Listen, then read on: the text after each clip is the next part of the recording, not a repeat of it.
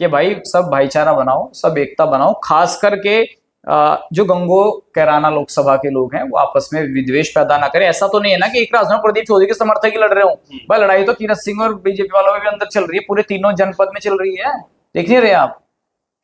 तो ऐसा नहीं है, हम हमारे देखने का नजरिया सिर्फ अलग है। जैसे कि मैं अगर देखता हूँ, जैसे आप भाई बस सिर्फ मैं इस्लाम को ही देखूंगा, मैं रोहित को ही देखूंगा, मैं सनातन को ही देखूंगा या मैं इकरा को ही देखूंगा, नजरिए से हटके भी चीजों को देखने की आवश्यकता है मेरे भाई।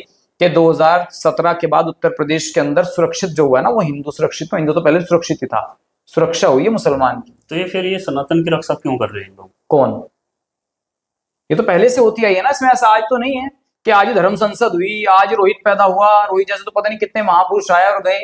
रोहित जैसे महापुरुष? हाँ, मतलब जो सनातन की बात करते हैं, जो रोहित जैसे लड़के जो सनातन की बात कर रहे हैं, रोहित जैसे लोग जिन्होंने सनातन की बात की, जो हिंदुत्व की बात की, जो कह रहे हैं कि भाई मैं भगवान राम, हर हर महादेव, ऐसे तो बहुत लोग आए और चले गए। अभी बहुत बार आप ये बोल चुके हैं, मैं तो उनका प्रवक्ता नहीं हूँ। और बार बार आप सवाल पूछ रहे हैं भाई, तो आप उनको महापुरुष बता रहे हैं। रोहित जैसी विचारधारा के महापुरुष, जो उसकी विचारधारा है भगवान सनातन को लेकर, मैंने आपको कहा अगर रोहित गलत बोलता है तो जेल भिजवाओ भाई, उसके मुकदमा करो। कहाँ गए आपके लोग? आपके और हमारे लोग क्यों रहे फिर? भाई एक बात, तो मैं कोई ना तो मैं फिर ना मैं तो मैं आपका वकील हूँ भाई, और ना मैं रोहित का प्रवक्ता हूँ। जब हम और आप मैं तो सही और गलत का पता, और हम एकता ही चाहते हैं, तो फिर हम दूसरे पर क्यों छोड़े? आप भी तो कर सकते हैं। नहीं, मेरा काम, मैं कोई वकील थोड़ी हूँ, मैं तो रोहित को समझा सकता हूँ, मैंने समझाया, उसने माफी मांग ली। तो आप तो उनको महापुरुष बता रहे हैं। नहीं, मैंने तो माफी मंगवाई भाई रोहित से कह के, मैंने कहा रोहित भाई अगर आपको लग रहा है कि आपके वीडियो से किसी जनप्रतिनिधि को हानि हुई है, आप मिलाओ फोन अभी लाइव में कि सचिन ने आपको फोन करा कि नहीं, मिलाओ। मैंने उनसे फोन किया, उसके पिताजी से बात हुई, मैंने कहा जी देखो अगर किसी जनप्रतिनिधि के खिलाफ गलत है तो उसको माफी मांगनी चाहिए। रोहित ने कहा सचिन भाई मैंने कोई गलत नहीं किया।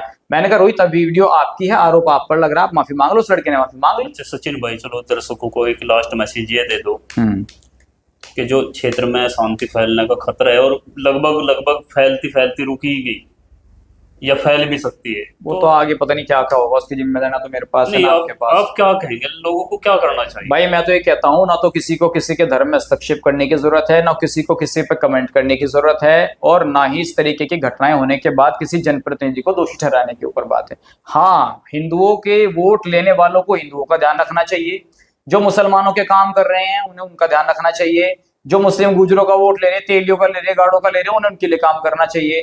तभी समाज और क्षेत्र और जाति और ये तरक्की करेंगे, जिसकी जितनी संख्या भारी उसकी इतनी हिस्सेदारी। इसके लिए तो आज सब लोग अपनी अपनी मांग कर रहे हैं। अगर हम अपनी मांग नहीं करेंगे अपनी हिस्सेदारी की, कोई मुस्लिम वर्ग का व्यक्ति नहीं करेगा, मुस्लिम गुजर नहीं करेगा, तो भाई फिर तो पिछड़ापन आएगा ही आएगा जरूर। तो इसलिए आपके चैनल के माध्यम से मैं ये कहूंगा, एकता बनाए रखें, सामंजस्य बनाए रखें, और कोई किसी पे गलत कमेंट ना। हमारी क्या जिम्मेदारी है समाज के प्रति? मैं तो अपनी जिम्मेदारी आधे घंटे से बता रहा हूँ आपको। क्या करना चाहिए हमें बताया ना क्या करना चाहिए, मैं बताया ना अभी कि भाई हमारा मकसद ये है कि जनप्रतिनिधियों को उनको बताएं कि आपका धर्म क्या है।